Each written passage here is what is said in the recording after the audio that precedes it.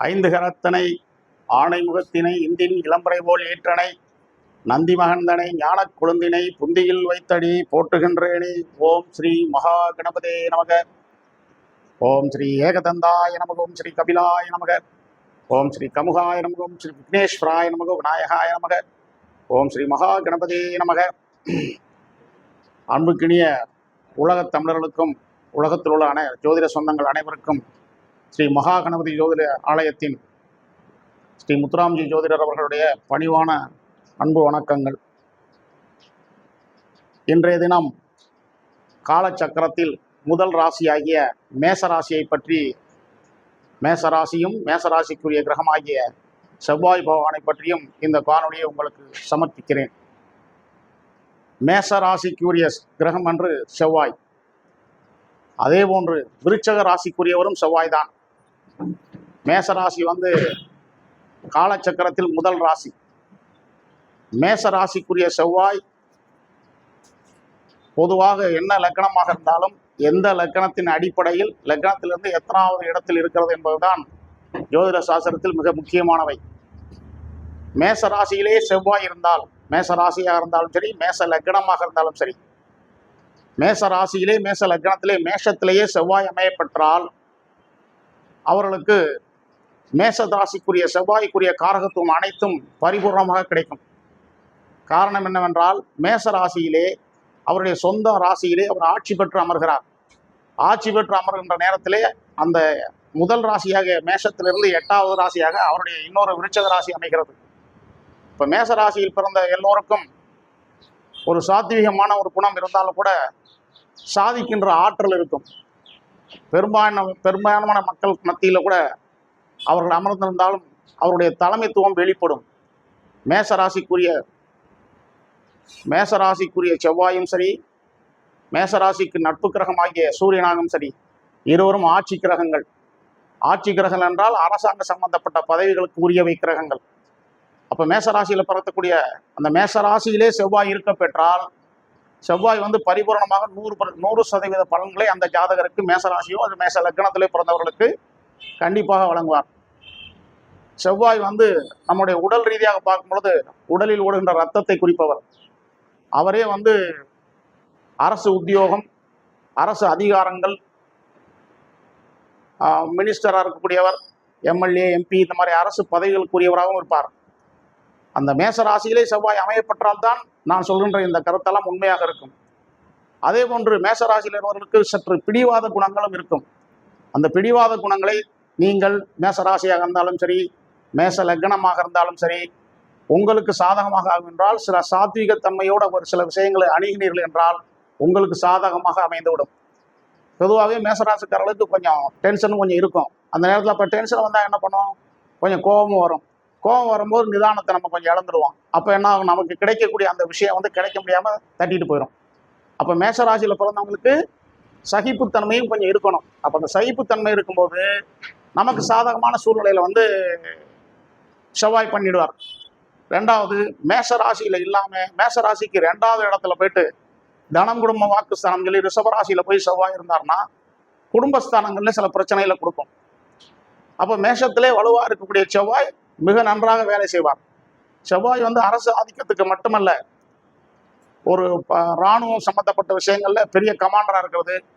அதே மாதிரி கீழே உள்ள ஜோல்சரா துப்பாக்கிகளை ஏற்றி இராணுவ ஷூட்டிங் ஆர்டர்லாம் கொடுக்குற இடத்துல இருக்கக்கூடிய அந்த சூழ்நிலையை உருவாக்குறவரும் செவ்வாய் தான். அப்போ மேசராசியில் இருக்கக்கூடிய செவ்வாய் முழுமையாக 100% நல்லா செய்யணும். அதே நேரத்தில் அஸ்வினி நட்சத்திரம் சாரம் பெற்றால், அஸ்வினி கேதுவுடைய நட்சத்திரம். மேசராசிக்குள்ள 3 நட்சத்திரங்கள் இருக்கு, அஸ்வினி, பரணி, கிருத்திகை. இந்த கிருத்திகை நட்சத்திரத்தில் போய் செவ்வாய் நின்றிருந்தால்னா நான் சொல்லக்கூடிய 100 பலன் கண்டிப்பாக நடக்கும். அதுவே அஸ்வினியாக இருந்தால் ஒரு 50% குறைச்சிரும், பரணியாக இருந்தால் 80% நடக்கும். அப்போ 3 நட்சத்திரமும் மேசராசிக்குள்ள தான் இருக்கு. அப்போ மேசராசியில் இருக்கிற 3 நட்சத்திரமும் செவ்வாய்க்கு பாதகமா சாதகமா என்று கேட்டால் பாதகமும் இல்லை சாதகமும் இல்லை, நடுநிலையாக தான் இருக்கும். அதே நேரத்தில் கிருத்திகை நட்சத்திரத்தில், மேசராசியில கிருத்திகை நட்சத்திர சாரம் பெற்று செவ்வாய் அமர்ந்திருந்தால் அவர் பார்க்கக்கூடிய 7வது பார்வை செவ்வாய் இருக்கிற இடத்துல இருந்து 2, 4, 7, 8 இந்த பார்வையை பண்ணும். அப்போ 2வது இடமா ரிஷபராசி, 7வது இடம்னா துலா ராசி, 8வது இடம்னா விருச்சிக ராசி. அப்ப விருச்சிக ராசி அவருடைய சொந்த ராசி அல்லவா?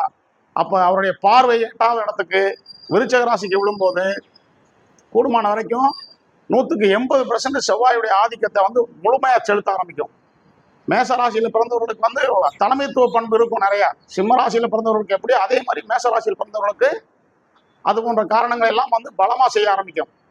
அதுபோக இந்த மேசராசியில் இருக்கக்கூடிய செவ்வாய் அங்கிருந்து பார்க்கின்ற பார்வை 4வது இடம்னா மேஷம், ரிஷபம், மிதுனம், கடகராசியை பார்ப்பார். கடகராசியில போயிட்டு செவ்வாய் பார்க்குற இடத்துல வந்து அந்த இடத்துல தான் அவர் கடகராசியில தான் செவ்வாய் வந்து நீச்சம் பெறுவார். அப்ப செவ்வாய் வந்து பார்க்கிற இடங்கள்ல நீச்சம் பெற்றாலோ உச்சம் பெற்றாலோ நட்பு கிரகத்தோடு அமைந்திருந்தாலோ அது பாதகமா செய்யாது, சாதகமாவே அந்த ஜாதகருக்கு செய்ய ஆரம்பிக்கும். குறிப்பா ஜோதிடர்கள் எல்லாருமே வந்து செவ்வாயை வந்து கெட்ட கிரகம்னு சொல்லுவான்.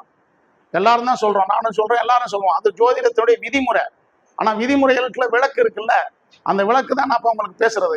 இப்ப நான் பேசிட்டு இருக்கும்போது உங்க சொந்த ஜாதகத்துல உங்களுடைய லக்கணத்துல இருந்து செவ்வாய் எத்தனாவது ராசியில இருக்கு, எந்த ராசியில இருக்கு அப்படின்றத நீங்க கொஞ்சம் பாத்தீங்கன்னா நான் சொல்ற விஷயம் உங்களுக்கு நல்லா புரிஞ்சிடும். அப்ப செவ்வாய் வந்து வலுவான கிரகம், செவ்வாய் வந்து ஆதிக்கம் செலுத்துகின்ற கிரகம், செவ்வாய் வந்து யாருக்கும் அடிபணியாத கிரகம். அப்ப செவ்வாய் வந்து லக்கணத்திலேயோ அல்லது மேச லக்கணம் மேச ராசியிலேயோ இருந்தால் செவ்வாய் வந்து வலுவான விஷயங்களை பண்ணும். இன்னொன்று காரகத்துவத்தில் வந்து உடல்ல ஓடக்கூடிய ரத்தத்தை குறிப்பவர். செவ்வாய் வந்து நல்லா இருந்துச்சுன்னா ரத்த ஓட்டங்கள் கிளியரா இருக்கும், பிரச்சனை இருக்காது, பிளட் ப்ரெஷர்லாம் அதிகமாக வராது, அந்த மாதிரி சில விஷயங்கள் நடக்கும். செவ்வாய் வந்து பூமிக்கும் காரகன். செவ்வாய் யாருக்கு பலமா இருக்காரோ, பலமான நிலையில செவ்வாய் நின்றால் அவர்களுக்கு நிறைய சொத்து சுகமெல்லாம் இருக்கும், நிறைய லேண்ட் இருக்கும், நிலங்கள் இல்லாட்டியும் கூட வந்து டவுன்களில் பெரிய ஃப்ளாட் இந்த மாதிரி இதெல்லாம் வாங்கி பெரிய லெவலில் வச்சுக்கிட்டு ரியல் எஸ்டேட் பண்ணக்கூடிய தொழிலாம் கொடி கட்டி பறப்பாங்க செவ்வாய் நல்லா இருந்தால். அதே செவ்வாய் மைனஸாக இருந்து அஸ்வினி நட்சத்திர சாரம் பெற்று அதே இடத்துல இருந்துச்சுன்னா செவ்வாய் 50% தான் வேலை செய்யும். அப்போ என்ன ஆகும், ரத்த ஓட்டங்கள் குறைஞ்சி லோ ப்ரெஷர்லாம் வரும். அதுக்கப்புறம் வண்டி வாகனங்கள்ல சில விஷயங்கள் எங்கேயாவது விழுந்து விபத்துகளை ஏற்படுத்தும். செவ்வாய் பூமிகாரங்கள்ல, அப்போ பூமிகள் நிறைய இருந்தா கூட நீங்க வாங்கி போட்டிருந்தா கூட செவ்வாய்க்கு ஆகாத கிரகங்கள் சனி, ராகு, கேது, இந்த மாதிரி சுக்கிரன், இந்த மாதிரி கிரகங்களுடைய தசாபுத்தி வரும்போது அந்த இடத்தை விற்கக்கூடிய சூழ்நிலையும் உருவாக்கிடும். அதனால செவ்வாய் வந்து மிகப்பெரிய ஒரு யோகத்தை கொடுக்கக்கூடிய கிரகம். மேசராசி, விருச்சிக ராசியில பிறந்தவர்கள் எல்லாம் மிகப்பெரிய ஆதிக்கத்தை செலுத்துபவர்கள். அதே நேரத்துல மேசராசி, விருச்சிக ராசியில தான் சந்திரன் இருப்பார். ராசி எதுவோ அங்கேதான் சந்திரன்.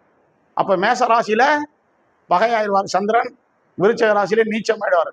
அப்ப என்ன ஆகும், ஒரு டிப்ரெஷன் இருக்கும். அதாவது மேச ராசி, விருச்சிக ராசியில பிறந்தவங்களுக்கு சந்திரன் வந்து மைனஸ்ல இருக்கிறனால ஒரு மன டிப்ரெஷன் இருக்கும், மன அழுத்தம் இருக்கும், எதையும் டிசைட் பண்ண முடியாத ஒரு குழப்ப நிலையை உருவாக்கும். இதெல்லாம் நான் சொல்றப்ப பொதுவான பலன் தான்.